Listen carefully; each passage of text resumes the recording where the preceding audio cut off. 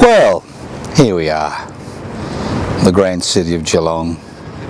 I'm about to do the Geelong poker with my friends here. This was a police band, but they were axed. We don't have a Victorian police band anymore.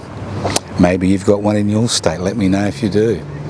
I thought it was appropriate that we stand here because, look, I'm frightened to tell you this. I'm frightened that it's going to be business as usual. Remember at the beginning of the COVID-19 crisis, I was all hoop about the fact that things were going to change. Well, they are going to change, but not in the direction that I was hoping. Not believing, but hoping. Two things have happened in the last week that are really significant and which will have a significant impact on Australian society and the Australian people. Two very important things. One is the reintroduction of work choices. Remember when Rudd was elected as Prime Minister and the Labor Party was elected as about 2004 or something, I've forgotten when. The first, 2008, 2007, it was 2007, now I remembered, that little jingle, 2007. You know, it was all about work choices, and they wanted to introduce work choices. Well, this is their chance. And if you look at the Murdoch media, which unfortunately I do look at occasionally for your sake, not for my sake, because it turns me stomach, they're beating the work choices drum, and so are most of the large business organisations and corporations, especially the mining sector. And the second thing they're talking about, if you listen to our beloved Prime Minister, Mr Scott Morrison, the man who has partially rehabilitated himself after his disastrous Hawaiian holiday, is the fact that they're talking about the Accord. Remember the Accord? If you're old enough, do you remember the Hawke days when trade unions had iron fists in velvet gloves? Remember when Hawke and Keating convinced the trade union movement to get involved in the Accord? The government, the corporate sector and the unions together? Who got shafted? The trade unions got shafted, the Australian workers got shafted.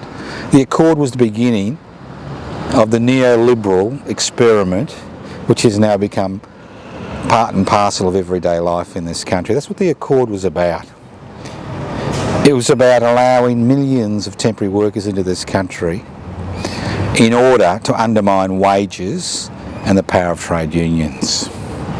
The Accord was an attempt to deregulate the economy, to globalise the economy, to corporatise the economy, and most importantly at all, the Accord was about privatising public assets for the corporate sector. And we've paid that price for the last 40 years. So, as the COVID-19 crisis kind of ekes out its last few months, the Conservatives and reactionaries and the neoliberals that have been hiding in the shadows because the government had to introduce policies which supported public programs in this country over the last few months in order to keep the country ticking over, things like Jobseeker, Jobkeeper, direct cash handouts to businesses, and the list goes on and on. We now see them slink out of the shadows, beat their breasts and say, look, what we need is more deregulation.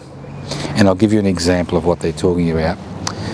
Now, as I speak, something extraordinary is happening in this country, so we can save the government can save $23 million. There is a government committee that regulates toxic chemicals in this country, regulates the importation of toxic chemicals, regulates their distribution. Guess what's happened this week? It's been privatised. Now, who decides on what chemicals can and can't come in will be a private corporation, which will be obviously overseen by a government body that has no teeth. I mean, we've seen this over and over again in various aspects of life in this country as deregulation has taken hold. So whenever I hear a politician or a business leader or a corporate leader talk about red tape, cutting red tape, that reminds me that what they want to do is remove the protections that were put in place to protect ordinary people, whether it's on the workplace, whether it's exposure to chemicals. So they're talking about more deregulation, more workplace opportunity. You know what that means? The fact that I can employ you for 2 hours and then tell you to piss off for another week. That's what they're talking about. They're talking about reforming industrial relations, breaking down those few protections wage earners have in this country. So here we have the Accord Mark II and Work Choices Mark II, and they've struck at a particularly opportune moment.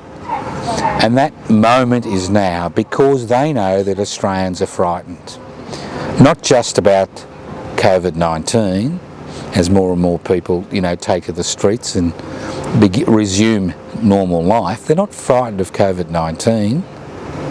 What they're frightened about is their jobs, their security. We're walking towards a cliff like a group of lemmings. Remember those famous lemmings that run over the cliffs when there's too many of them? Well, we're walking towards a cliff in September. Because in September, the 3.1 million people on Jobkeeper and about the 1.5 to 2 million people on Jobseeker are going to find themselves in a difficult situation, especially if the job market doesn't open up. And I don't expect the job market to open up because, guess what? You may be buying takeaway food and expenditure may not have decreased much because of the government support in the community. But the dilemma is, all those debts have not disappeared. All those small businesses that have not been earning money over the last few months, who've deferred their rental repayments, will have to repay them on top of their normal rent over a 2-year period from the end of September. So you can imagine the number of small businesses that are going to say, well, Jobkeeper's finished, I'm going to close my doors and walk away. Because people are not going to flock back into the restaurants and sporting venues and entertainment. They're not going to flock back to it because they're concerned about their jobs. So the government knows that people are concerned about their future. They know that people are concerned about what's going to happen in September. So it's a great time to strike with more garbage about deregulation and privatisation. It's a great time to do that. And they'll say we need to do it in order to maintain employment in this country. So it's a great time to strike because of this fear in the community. So, what are we proposing? What is public interest before corporate interests proposing? We're proposing one simple thing. We are the people we've been waiting for. They don't care if you protest. They don't care if you hold a vigil of a few hundred people gather somewhere. They don't care if you send them a letter or an email or even scream at them if you see them in public. They don't care. What they ultimately care about is being re-elected so they can continue to legislate for deregulation, privatisation, corporatisation, globalisation for their puppet masters, for their corporate puppet masters. That's what they care about. They care when you streak across their field. It's a little bit like going to a football game when streakers were all the fashion, and the game would stop as the streaker streaked across the field and people would turn their attention away from the main game. That's what Pepsi is. No, we're not a group of streakers. You can relax, because looking at my physical condition, I don't think you'd actually see anything worthwhile. But what we're talking about is we need political parties that can disrupt the business as usual mantra which they are trying to pursue. And public interest before corporate interest is about disrupting that business as usual mantra. We're about introducing a universal basic income for every resident and citizen to act as a social security net in times of national and personal emergencies. We don't want to go through what happened with COVID-19 again. We want to be in a position to deal with emergencies like climate emergency. We want to be in a position to deal with new viruses as they appear. We want to be in a position to deal with the increasing tension that this government is creating with the Chinese government and the Chinese people. We need to be in a position where there is a safety net, an economic safety net. And we're going to fund this not by the usual garbage of increasing the GST or increasing taxes on indirect taxes on people while pretending to decrease direct taxes, but by introducing a 1% stock market levy on each stock and share that is bought or sold. That could raise up to $40 to $50 billion a year. And by introducing a 1% financial transaction tax every time there's a financial transaction, you could raise at least $120 billion a year. So $200 billion is more than enough to cover a universal basic income for every Australian citizen and resident. We want to look at the role of temporary visa holders and workers in this country, because they have been exploited, and they've been exploited for one very good reason, because they are cheap, non-unionised labour. People come here to earn money and they find they're exploited in a number of ways. I don't blame people using the visa system to come here and try to improve their life. I support it. But when this visa system was introduced, it was introduced to create a pool of cheap, mobile, exploitable labour, which puts a downward pressure on wages. That's why there have been no wage increases substantially in the last decade, and which creates a large pool of non-unionised workers who can be used in the black economy. People wondered why the government made a mistake of $60 billion as far as Jobkeeper was concerned. Instead of costing them $130 billion, it's going to cost them about $70 billion. The fact is that many Australian workers, whether they're on temporary visas or part-time or casual, it's cash in hand, and they're not entitled to Jobkeeper. People who are employed in state enterprise are not entitled to Jobkeeper.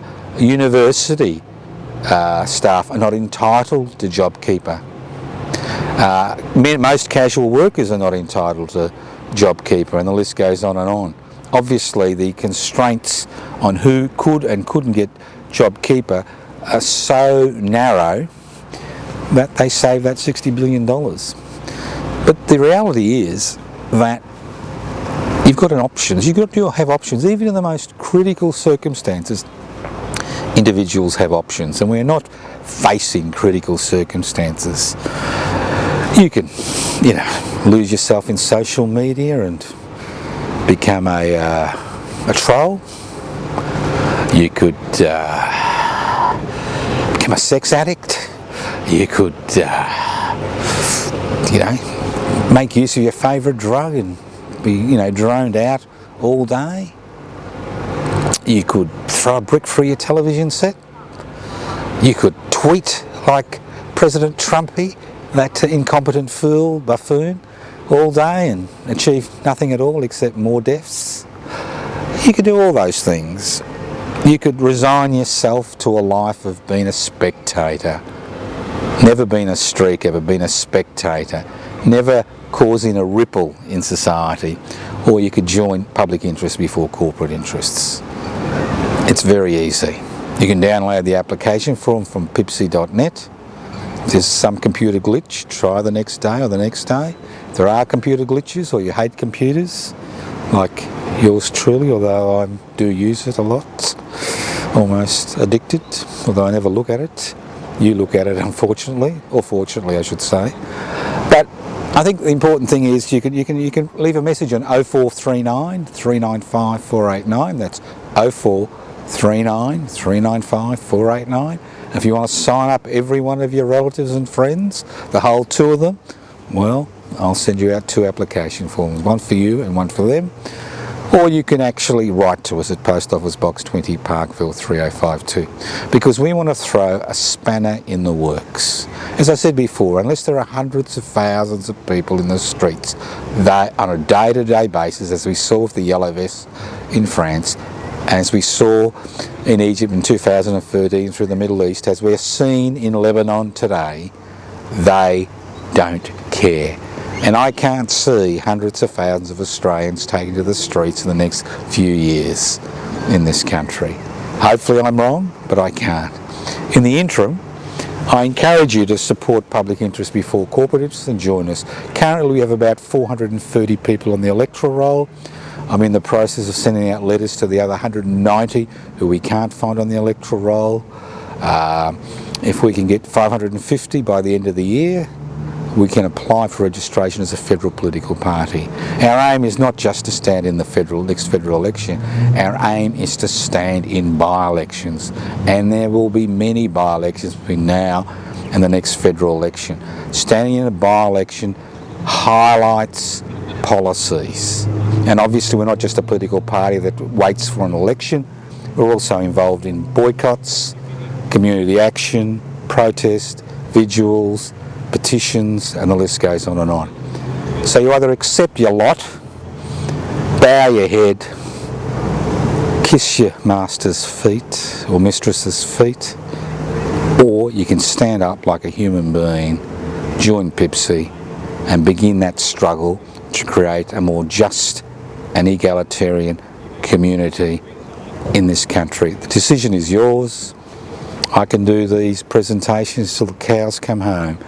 But until the Pepsi is registered as a federal political party, until hundreds of thousands take to the streets, nothing is going to change. So, the ball's in your court.